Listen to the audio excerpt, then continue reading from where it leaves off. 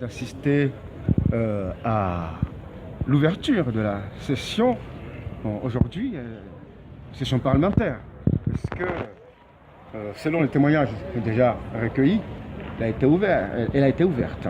Est-ce que vous confirmez cela, monsieur le ministre? Si c'est ouverte, mais de quelle manière? Écoutez, qu'il eût été ouverte, certainement. L'Assemblée a été ouverte conformément au droit constitutionnel. Maintenant, de quelle manière, comme vous avez posé la question, la manière la plus vilaine qu'elle puisse exister. Pas très beau le spectacle que notre Assemblée a pu donner au reste du monde.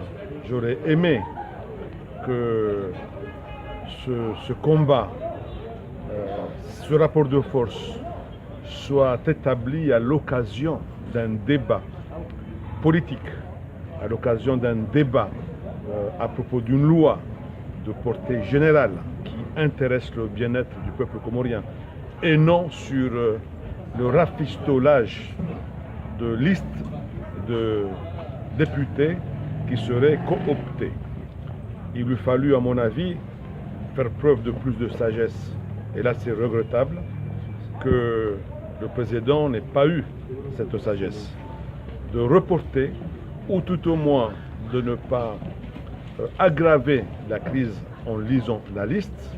Il aurait été plus sage s'il avait déclaré la session ouverte en prononçant son discours et attendre qu'il y ait un compromis, une discussion et qu'une solution acceptable soit trouvée dans l'intérêt de l'Assemblée, qui est une institution importante pour l'équilibre de nos institutions.